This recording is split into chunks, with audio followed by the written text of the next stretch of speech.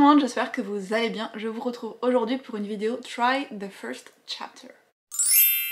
Le but de cette vidéo, c'est de savoir si je vais pouvoir enlever certains livres de ma palle, des livres que j'ai depuis des années, que je suis plus tout à fait sûre s'ils m'intéressent ou non.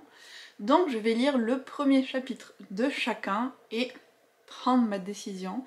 J'espère que je vais pas me retrouver à me dire « Oh en fait il est bien celui-là, oh celui-là aussi » et au final tous les garder. Non, j'espère que ça va m'aider à m'en séparer de quelques-uns et à faire diminuer ma palle, mais surtout à ne plus garder des livres qui au final ne m'intéressent pas tant. Je vais vous présenter la petite liste des sélectionnés pour cette vidéo. On a Gods of Jade and Shadow, que j'avais vu passer pas mal sur Instagram à un moment et je l'avais trouvé d'occasion, donc je l'ai pris sans forcément savoir de quoi il parlait, sauf que c'était de la fantasy inspirée de folklore maya. Je sais pas si folklore est le bon mot, mais de mythes, légendes maya. J'ai, celui-là il est très vieux, The Alchemist of Loom d'Elise Kova.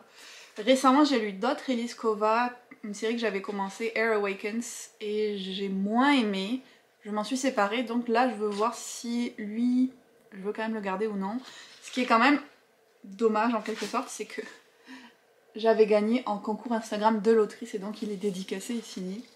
J'aimerais bien le lire et l'aimer, mais ça fait vraiment très longtemps qu'il est dans ma palle. Donc là il faut que je prenne une décision. J'ai deux services presse que j'ai reçus que j'avais pas demandé, donc je suis pas trop sûre s'ils m'intéressent vraiment ou non. Le Palais des Automae et Beasts of Prey. J'ai Inaccessible qui m'intriguait vraiment beaucoup quand je l'ai acheté. Je sais pas si j'ai pas la suite d'ailleurs même. Et ça c'est une dystopie dans le Manhattan du futur. J'ai encore de l'intérêt pour, mais je veux voir si ça a bien vieilli. Et je réalise juste que je l'ai en français. Je pensais que je l'avais en anglais, mais non, c'est en français. J'ai aussi The Cage Queen, pareil, je l'avais fait signer, peut-être pas lui, si lui aussi. Quand l'autrice était venue au Festival Young Adult de Montréal, mais ça fait un bon moment de ça et je suis pas sûre de si j'aimerais toujours ou si c'est trop Young Adult pour moi. Une autre fantasy encore une fois, c'est quand même mon genre le plus lu. Jade City, donc là on est dans une fantasy un peu criminelle dans le sens une rivalité entre deux familles du crime et vu certaines lectures récentes que j'ai faites où il y avait ce type là d'intrigue, j'étais pas trop fan du milieu donc c'est pour ça que je suis pas sûre de si je vais l'aimer ou pas lui. Je l'avais acheté à la base parce que plusieurs amis me l'avaient recommandé mais is it really a book for me? On va voir. Un autre qui est là dans ma palle depuis des millénaires, Under the Never Sky, qui est une science-fiction dans un monde type post-apocalyptique. Est-ce que ça va toujours me plaire? Est-ce que ça va être trop voyé? C'est vraiment la question pour une grande partie de ces livres au final. J'ai une amie qui l'a vraiment adoré, donc je me dis peut-être que ça pourrait être mon cas aussi. À voir, à voir. Il m'en reste 3. On a The Forbidden Wish, qui est une réécriture, je pense, d'Aladin, du génie.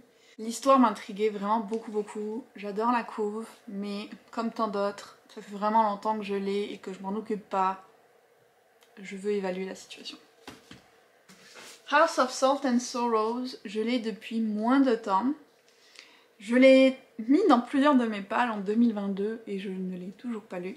Donc j'aimerais voir si ça vaut l'investissement de le garder et de continuer à le mettre dans des palles ou non. Pareil, j'ai eu pas mal d'échos positifs pour celui-là, mais je veux voir qu'est-ce que ça va donner avec ce petit test. Et le dernier, c'est un livre que j'avais gagné en concours aussi, Wicked Fox. Pareil, une duologie il me semble, qui là est dans le folklore coréen. Et comme tous les autres, mon inquiétude principale, c'est que je sois trop vieille pour lui maintenant. J'ai vraiment eu une transition dans les 2 dernières années. Avant, je lisais beaucoup de young adult et j'aimais beaucoup. Et puis plus le temps passe, plus j'ai du mal avec l'impulsivité, souvent des personnages féminins, en particulier young adult, ou avec leur crédulité. C'est vraiment des choses que je ne supporte pas dans les livres. Et il y a beaucoup de young adult où on a ça. Malheureusement. Donc voilà pour les livres que j'ai prévus pour cette vidéo. Je sais pas encore si ça va être sous format vlog un petit peu ou non, je vais voir ça au fur et à mesure. Je vais commencer par lire déjà le premier chapitre d'un d'entre eux. Je vais peut-être mettre un vote Instagram parce que je sais pas du tout par lequel commencer. Et puis pour chaque livre, quand j'aurai lu le premier chapitre, je vous dirai ce que ça a donné et quelle est ma décision. Premier livre de tester, Inaccessible, après un petit sondage sur Instagram. Pour être honnête, j'ai lu le prologue plus 2 chapitres parce qu'ils étaient assez courts, ça faisait genre une trentaine de pages. C'est pas mal pour avoir la vibe du livre. Et il va quitter ma pile à lire, ça commence bien. Parce que l'univers est intéressant, on est quand même 100 ans à peu près dans le futur. Apparemment les gens vivent dans des tours immenses et plus t'es haut dans la tour, plus t'as d'argent. Mais vraiment genre très haute tour et les gens vivent dans la tour, t'as même pas besoin d'en sortir ni rien. Donc le concept est intéressant, il y a des avancées technologiques dont l'autrice parle qui sont pas mal, genre les gens portent des lentilles qui remplacent un peu les écrans. Donc ça c'est quelque chose qu'on retrouve pas mal je pense dans les scénarios futuristiques on va dire. Mais là où le bas blesse pour moi c'est les personnages, je sens que ça va être vraiment trop ado pour moi. Il y a une fille qui est amoureuse de son frère adoptif, le frère adoptif a couché avec la meilleure amie de la fille. Je suis comme non, je suis pas du tout dans le mood pour ça et je pense pas que je le serai un jour. Le prologue est intriguant parce qu'on voyait une fille qui chutait du haut de la tour, donc qui mourait, on sait pas si elle s'est suicidée, si c'est un accident, si quelqu'un l'a poussée, on ne sait pas, ça va être un petit peu l'enquête qui va être révélée à travers plusieurs personnages du livre. Le concept me paraissait intéressant, mais je sais que ça va bloquer niveau personnage, donc je vais le laisser aller et vivre une autre vie ailleurs. Et ça fait un livre de moins dans ma palle. J'ai lu le deuxième livre, The Alchemist of Loom, et je pense que je vais aussi le laisser aller. Je pense pas que ce soit un problème du livre, je pense que ce soit un problème de moi, là, qui suis pas dans le mood pour une histoire comme ça. On suit Harry, qui est une jeune femme, qui est une espèce de voleuse hors pair, qui aussi tue les dragons, qui sont des créatures qui ont pris le pouvoir dans sa société, pour revendre leurs organes. Et alors qu'elle fait un casse dans une espèce d'entrepôt de magie, elle va croiser la route d'un dragon qui va lui proposer un vœu en échange de son aide pour rencontrer un peu le réseau de la résistance contre les dragons. Alors, je sais pas si c'est 100% clair, mais c'est ça l'idée. Ce qui me dérangeait, c'est que le personnage de Harry était vraiment trop badass, dans le sens un peu comme dans Throne of Glass, Keleana, qui est aussi un peu too much, genre trop parfaite, trop capable de tout. C'est mieux là la lumière. C'était un peu la même chose. Là, elle était juste un peu trop en mode elle sait tout faire, elle est meilleure que tout le monde, elle a plein de pouvoirs que les autres n'ont pas et tout ça. L'écriture ne me passionnait pas non plus. Je sais pas combien de fois il y avait le mot grants dedans, mais j'étais comme fatiguée de le voir. Donc voilà, un autre livre que j'ai depuis très longtemps et qui va pouvoir quitter ma palle. C'est très satisfaisant cette vidéo. J'espère quand même qu'ils vont pas tous être à donner ou quoi, qu'il y en aura qui m'intéresseront dedans, mais le prochain ça va être le palais des Ottomans.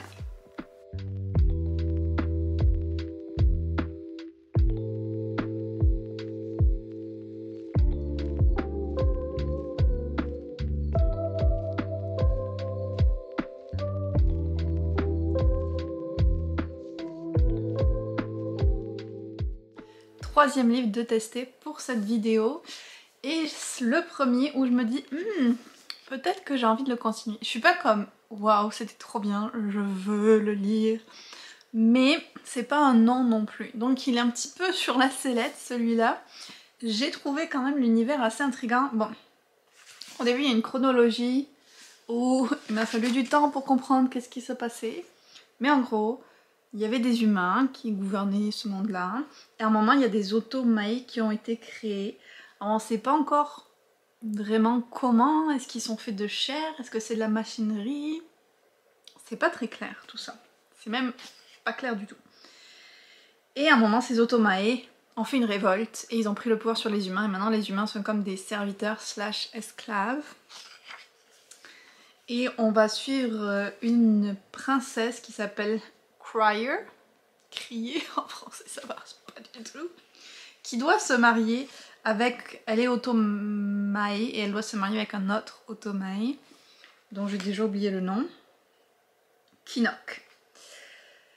Je sais pas en quoi consiste leur mariage, je sais pas s'il y a comme, si c'est juste une alliance, s'il y a des relations physiques ou quoi. Je sais qu'ils peuvent pas créer la vie, par contre ils doivent commander un héritier. Donc je sais pas trop en quoi consisterait le mariage au-delà d'une alliance politique. Et pour l'instant j'ai eu que le point de vue de Crier, mais si je comprends bien, il y a aussi le point de vue de Ayla, qui est une humaine, qui est servante au palais, et il va y avoir une petite romance entre les deux. Mais là j'en lu une trentaine de pages, et on vient de découvrir que peut-être que la conception de Crier a été trafiquée, et donc elle serait pas une Otomae parfaite comme elle est censée l'être, mais comment est-ce qu'elle aurait pu être trafiquée? Est-ce que ça aurait pu être relié à ses émotions? Ça, on sait pas du tout. Donc, je suis quand même assez intriguée pour vouloir le continuer celui-là et lui laisser sa chance. Je vais passer sans attendre au prochain qui est Beasts of Prey parce que je préfère enchaîner les livres en français. Si j'alterne français-anglais, il me faut toujours un espèce de temps de transition où j'ai l'impression que tout est mal écrit. Donc je préfère donner la meilleure chance possible au livre. Donc je le teste et je viens vous dire ce qu'il en est. Je suis sortie lire dehors et je suis complètement aveuglée par le soleil. Mais il fait bon, donc je vais me faire un petit matcha glacé et puis je vais continuer mes lectures dehors un petit peu je pense. Vu que c'est qu'un chapitre à chaque fois, j'ai bon espoir de les enchaîner. Il est quelle heure? 3h moins le quart. Si j'arrive à tous les enchaîner et à finir aujourd'hui, ce serait parfait. Donc, j'ai lu le premier chapitre de Beasts of Prey, qui est un chapitre assez introductif, comme une espèce de prologue. Il n'y a pas énormément de choses qui se passent non plus, mais ça m'a suffi à prendre une décision qui est que je ne vais pas le garder non plus. Ce qu'il faut savoir, c'est que ce livre-là, je ne l'avais pas demandé, je l'ai reçu comme ça, donc j'avais pas particulièrement envie de le lire de base, mais je me suis dit, bon, on va lui laisser une petite chance. Mais après avoir lu ce prologue, où il se passe pas énormément de choses, on a juste une jeune fille qui, dans la nuit, va rencontrer un jeune garçon et qui lui montre une espèce de source de magie qu'elle va toucher alors qu'elle devrait pas. Il se passe vraiment pas grand chose. Et au début, les premières pages, j'étais comme « Oh, c'est cool, c'est bien écrit et tout ». Puis, il y a l'action, il y a des actions qui amènent au fait qu'elle touche la magie, qui se passent très vite et qui ont pas tellement de... Enfin, j'ai trouvé que ça manquait de fluidité dans la séquence d'action. Et donc, je me suis dit, bon, je sens que ça va être encore trop adolescent pour moi, une fois de plus. Je pense que vous n'avez pas fini d'entendre ça dans la vidéo, parce que c'est un gros changement littéraire qui est en train de s'opérer en moi. Mais donc je vais pas le continuer, lui non plus. Je pense qu'il a le potentiel de plaire quand même à beaucoup de lecteurs, lectrices, parce que l'univers a l'air bien construit et l'écriture est correcte et tout, mais pour moi c'est le même problème que les autres. Donc je vais me faire mon petit matcha glacé et je vais aller attaquer la prochaine lecture. Je n'ai pas encore décidé ce que ça allait être, je vais en prendre un au hasard. Je viens de finir le premier chapitre de ce livre et franchement j'ai beaucoup aimé. Je suis très contente parce que c'est le premier de ceux que j'essaye pour cette vidéo qui m'enthousiasme autant. Donc on est sur une réécriture de Aladdin où le génie est une jeune femme, enfin d'apparence parce qu'elle a des centaines voire des milliers d'années d'existence. Ce que je trouve déjà intéressant parce que pour une fois ça va être la fille qui est immortelle et très vieille et le garçon qui est jeune pour une romance, contrairement à la majorité qu'on voit. Mais au-delà de ça, j'ai vraiment aimé le premier chapitre, ça correspond au moment où Aladdin va trouver la lampe dans la grotte. Et à la fois il y avait des éléments du conte qui ne sont pas dans le film et que je me souviens de quand je l'avais lu il y a vraiment très longtemps, donc je trouvais ça chouette d'avoir ces petits clins d'œil au conte. Et à la fois la façon dont c'était décrit donnait bien un visuel qui ressemblait aussi un petit peu au film, notamment à la fin quand ils arrivent à s'en sortir de justesse et que tout est avalé par les sables du désert. C'était vraiment bien fait et j'ai déjà envie de le continuer, je suis même en train de me dire est-ce que je pourrais l'ajouter à ma palle du mois de la fantaisie peut-être. Vraiment très prometteur et en plus j'ai l'impression que la Ginny qui s'appelle Zara aurait eu une romance avec une reine des temps jadis qui a été sa dernière comme maîtresse de la lampe et après elle a passé une éternité sous terre, donc j'imagine qu'on va aussi découvrir qu'est-ce qui s'est passé qui a amené à ce qu'elle soit emprisonnée. Et dans le résumé ils disent que Zara va se voir proposer par le roi des djinns sa liberté si elle fait quelque chose de particulier. Donc je suis très contente d'avoir enfin testé la vibe de ce livre, je pense que ça va me motiver à le lire plus rapidement. Et pour le prochain, qu'est-ce qu'on va prendre? Je vais prendre, tiens, celui-là, House of Salt and Sorrows. Un livre de plus que je vais garder. J'ai lu 3 chapitres de celui-là parce qu'il était très court, donc ça fait environ 25 pages. Et ce qui me plaît le plus, c'est que c'était hyper atmosphérique. On est sur cette espèce d'île, il pleut, il y a la mer autour, il y a des jeunes filles qui meurent, on sait pas trop pourquoi. Il y en a tellement dans une même famille qui décèdent, surtout la dernière. On est à son enterrement, on sent qu'il y a des tensions dans la famille, vraiment sous la surface, mais des choses cachées. Toute cette ambiance-là était vraiment prenante. Je suis le personnage d'Annalay qui est la 6e sur 12 sœurs. Et elle vient d'assister à l'enterrement de sa 4e sœur, Eulalie. Donc il n'y en a plus qu'une seule vivante qui est plus âgée qu'elle. Mais elle trouve que la mort de Lali, contrairement à la mort de ses 3 autres sœurs qui pouvaient s'expliquer, est vraiment étrange. Elle va commencer à se poser des questions et donc là on plonge un petit peu dans cette ambiance, j'ai envie de dire gothique presque, de secrets de famille enterrés et dangereux. Il y a une belle-mère dans l'histoire, j'ose espérer que c'est pas elle la coupable parce que ça fait un peu trop cliché, mais on verra. Parce que c'est quand même une réécriture du conte des 12 princesses, mais plus sombre vu qu'il y en a 4 sur les 12 qui sont mortes. Un des trucs aussi que j'ai noté, c'est que leur mère est morte en couche après avoir eu 12 filles parce que le duc voulait un fils. Ça me... Il y a une partie de moi que ça saoule. Genre, je suis comme... Faut que les hommes arrêtent de traiter les femmes comme ça. Pour l'ambiance, je vais le continuer et je vais le garder pour ma pile à lire, je pense, automnale. Ça ira super bien en novembre, celui-là. Il en reste plus que 5. Ça avance bien. Je vais aller avec du adulte et Jade City pour le prochain. Je viens de lire 2 chapitres de Jade City et je pense que lui va aller dans la pile de ceux que je ne vais pas garder. Franchement c'est pas la faute du livre parce qu'il est vraiment bien écrit. Les 2 chapitres que j'ai lus, j'aurais pu être accrochée, je trouve qu'il y a vraiment beaucoup de potentiel. On est dans un univers qui a l'air assez moderne parce qu'il parle de télévision et de voiture, mais où il y a une magie de la jade et les gens s'en mettent dans la peau et ça leur apporte des pouvoirs, seulement certaines personnes. Et je pense qu'il va y avoir une espèce de guerre de clans. Mais le truc qui me dérange en fait au final c'est le côté famille de crime organisé. Parce que j'imagine ça me rappelle un petit peu trop mon travail. Si ça n'avait pas été pour ce contexte là, je pense que j'aurais continué le livre. Et je serais pas contre de tester l'autrice dans une autre série. Mais pour ça là, malheureusement, je vais laisser tomber.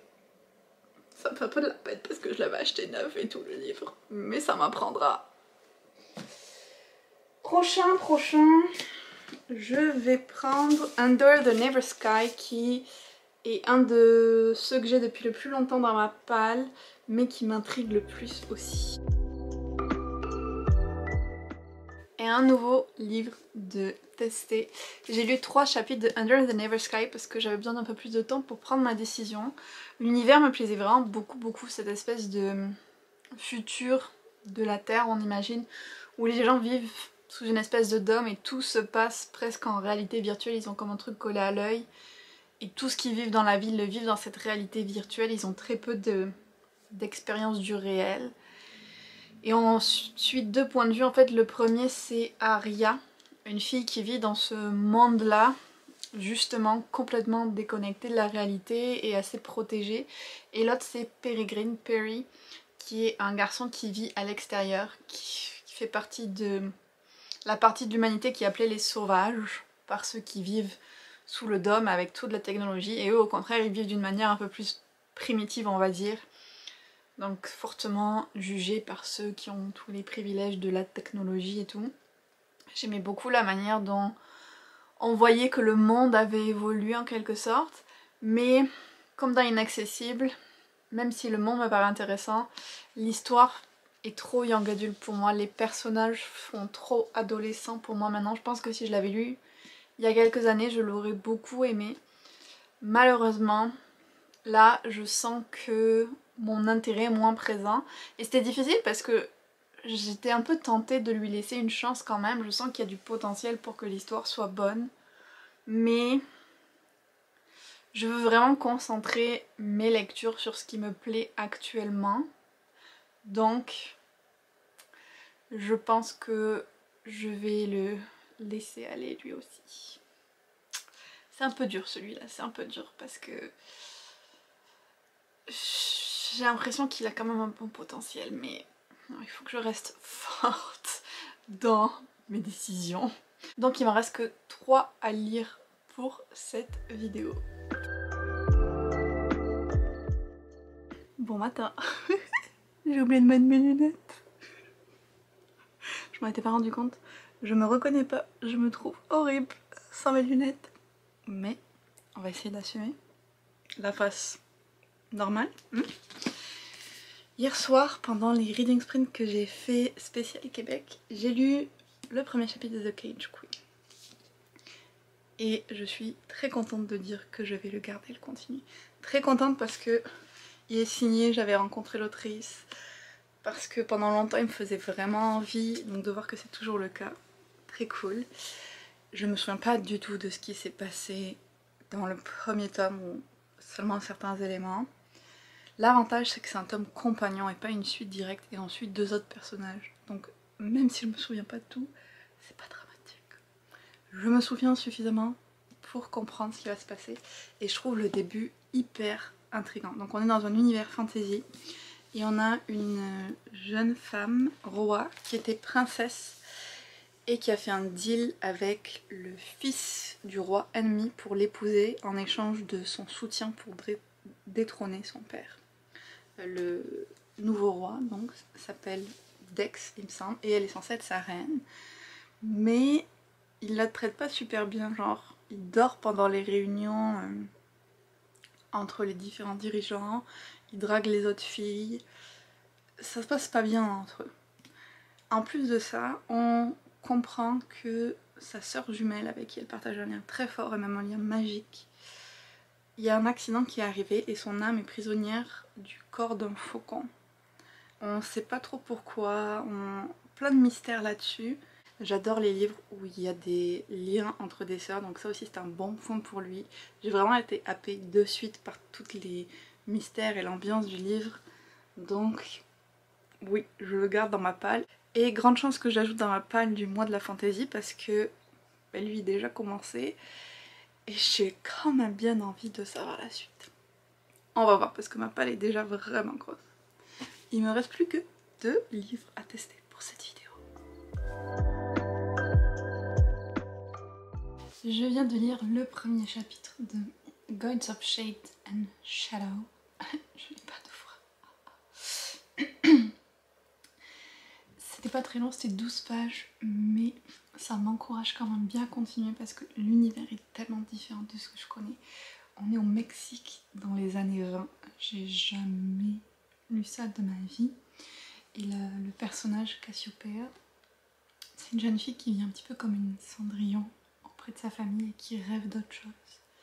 Ça va pas plus loin que ça dans le premier chapitre, mais le dépaysement total, de découvrir un petit peu l'histoire mexicaine, d'avoir ce côté Maya qui va ressortir après, je veux lire ça parce que j'ai jamais rien lu comme ça.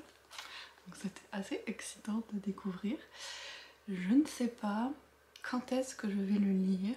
Il avait un peu une vibe été, j'ai envie de dire. Vous savez comme j'aime bien catégoriser mes lectures par saison. Donc peut-être cet été ou l'été prochain, selon comment ma palle avance. Mais je le garde. Il me reste donc plus que Wicked Fox. Mais je vais aller me laver et tout.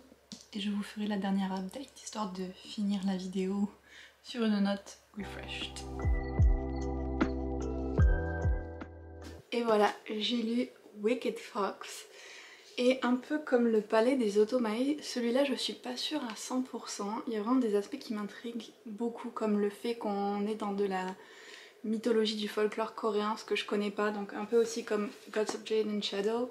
Je suis intriguée par cet univers qui ne m'est pas familier, par découvrir aussi la ville de Séoul et toutes ces choses culturellement différentes. J'ai peur que les personnages fassent un peu trop jeunesse, que leur romance aussi le soit, mais je pense que je vais lui laisser une chance parce que je suis quand même bien intriguée par tout le côté mythologique. On a Gumyung qui est une Gumio, un esprit du renard à 9 queues qui survit en absorbant l'énergie vitale d'hommes, et elle a choisi de le faire qu'avec des meurtriers pour un peu justifier qu'elle doive les tuer. Et un jour elle va sauver la vie de Ji-hoon d'un être surnaturel, et au moment où elle le sauve, elle va comme perdre sa perle de renard qui contient son âme. Je sais pas exactement comment ça fonctionne encore, c'est juste là que je m'en suis arrêtée, mais sans sa perle, elle va mourir. Donc il faut qu'elle arrive à comme la re-absorber, j'imagine. Il y a l'air d'avoir qu'il va se passer pas mal de choses où elle va devoir choisir entre son immortalité et Ji-hoon. C'est là que j'ai un petit peu peur que ce soit un peu trop young adulte, mais on verra, je veux quand même lui laisser sa chance. Si on fait le bilan, sur les 11 livres, il y en a 5 que j'ai décidé de ne pas garder. Under the Never Sky, du coup j'enlève aussi la suite qui était Through the Evernight. Inaccessible, Jade City, The Alchemist of Loom et Beast of Prey. Et j'en garde 6. Il y a Wicked Fox et Le Palais des Automae qui sont ceux où je suis un peu moins sûre de les aimer.